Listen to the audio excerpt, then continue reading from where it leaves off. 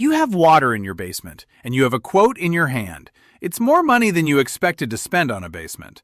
The work probably involves digging along the outside of the foundation, or cutting a channel into the floor inside it, or both.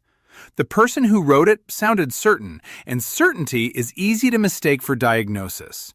There is an order to investigating a wet basement. It runs from cheapest and most likely at one end to most expensive and least likely at the other. Digging and breaking concrete sit at the far end of that order. They come last because they should only be necessary last. What tends to happen instead is that a homeowner finds water in the basement, calls a waterproofing company, and gets a quote for the most expensive work in that sequence.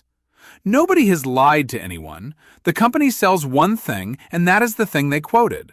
So before you sign anything, run 4 checks. 3 of them cost nothing but an afternoon. The other costs a few dollars of plastic sheeting and tape, and it is the most useful thing in this video. You may be about to pay for the last step before anyone has checked the first.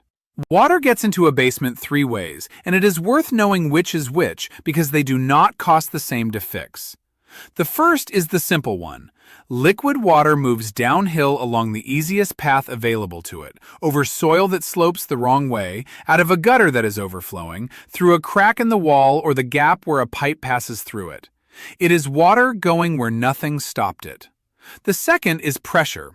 Saturated soil presses against whatever it sits against, and a foundation wall sits against a great deal of it. It works the way pool water presses on you in the deep end.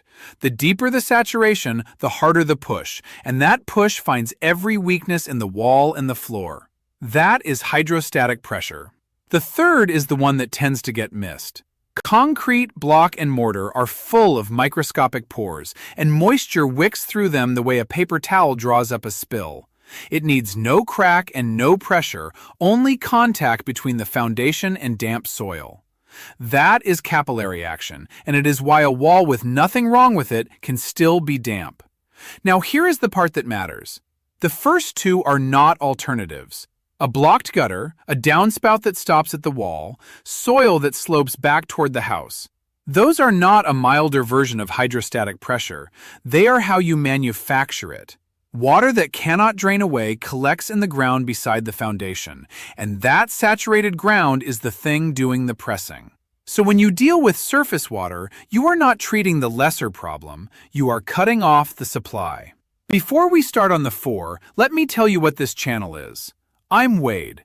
Houses are what I pay attention to, particularly the ways they fail and the reasons behind it. A wet basement is where that matters most, because the quotes get big and the questions get skipped. That's what this channel is for. What's actually wrong, what it actually means, and roughly what it actually costs. Step 1. Go outside and follow the water off your roof. Start at the gutters. Look for clogs, for sagging sections, for joints that have opened and are dripping down the wall. Then follow each downspout to the ground and look at where it actually ends. That last part is what gets skipped. A downspout that discharges at the base of the wall is delivering roof runoff directly into the backfill. Backfill is the soil that went back into the hole after the foundation was built, and it is looser and more absorbent than the undisturbed ground around it. So the water goes down through the loosest material available and sits against the wall. Consider how much water that actually is. Every square foot of your roof catches rain and funnels it into a handful of downspouts. A serious storm on an ordinary roof runs to hundreds of gallons, and if those downspouts stop at the wall, that is where all of it goes. Not spread across the yard, concentrated in a few places, against the foundation, on purpose. Extensions cost very little, and you can install them yourself. Get the discharge well clear of the house, onto ground that will carry it further away. None of this is glamorous work, but it is free to check, cheap to correct, and nothing else puts that many gallons against your foundation in so few places. Step 2. Look at the ground itself. Walk the perimeter and sight along the soil where it meets the wall. You are looking for ground that has settled, gone flat, or started to run back toward the house. The residential code sets the target, and it is more modest than most people assume. The grade should fall at least 6 inches over the first 10 feet out from the foundation. 6 inches. That is a minimum rather than an ambition, and a great many houses do not have it. Steeper is not automatically better either, because ground that falls away too sharply erodes. Soil settles. That is what soil does, particularly where it was disturbed during construction or turned over for landscaping. The fall you started with becomes a flat shelf, then a shallow dish that holds water against the wall. Nobody notices it happening. You notice the result. Check the hard surfaces too. Patios, walkways, driveways, the slab a shed sits on. Those should slope away from the house as well, about 1/4 of an inch per foot, and a patio poured the wrong way sends a surprising amount of water back at the foundation every time it rains. The correction is soil, added and compacted to restore the fall. Compacted matters. Loose fill settles and you are back where you started. This is work, but it is dirt and a rake and a weekend, not an excavator. Step 3. If you take one thing from this video, take this one. Before you spend anything, you want to know whether the moisture on your wall is coming through it or landing on it out of the air. Those are entirely different problems with entirely different bills, and they look identical. So make the wall tell you. Dry that patch of wall first with a fan or a hairdryer until nothing is left on the surface. Then tape a sheet of clear plastic to it, a square of about 18 inches, sealed on all 4 edges so nothing can get in around the border. Put it low, roughly a foot up from the floor, and if there is a spot that stains reliably, put a second one there. Then leave it alone. The standard version of this test runs a minimum of 16 hours. Give it a full day, and longer if you can leave it up through a wet spell. Then take it down and look at which side is wet. Moisture on the room side, the side that was facing you, means humid indoor air met a cold wall and condensed against it. Same thing a cold glass does in July. Your wall is not leaking. Your basement air is wet and your wall is cold, and that is a dehumidifier and a ventilation conversation, not a waterproofing job. Moisture on the wall side of the plastic, or masonry that has darkened underneath it, means water is coming through the wall. That is intrusion, and now you are having the other conversation. And if both sides come up wet, you have both things going on at once. Fixing the seepage will not dry the air, and a dehumidifier will not stop the seepage. The test will not tell you how much water or where it enters. It tells you which way the water is moving, which happens to be the question nobody asked before writing your quote. There is one more clue worth having while you are down there. Staining only along the top of the wall points towards surface water, grading and runoff coming in high. Damp spread evenly across the wall face points toward humidity and ventilation rather than pressure. That whole test costs a sheet of plastic and a roll of tape, and almost nobody runs it before the contractor arrives. Step 4. Before you blame the ground, rule out the house. Not all basement water comes from outside. A slow supply leak inside a wall, a condensate line discharging where it should not, or a washing machine hose weeping at its connection will all put water on a basement floor with nothing to do with soil, rain, or pressure.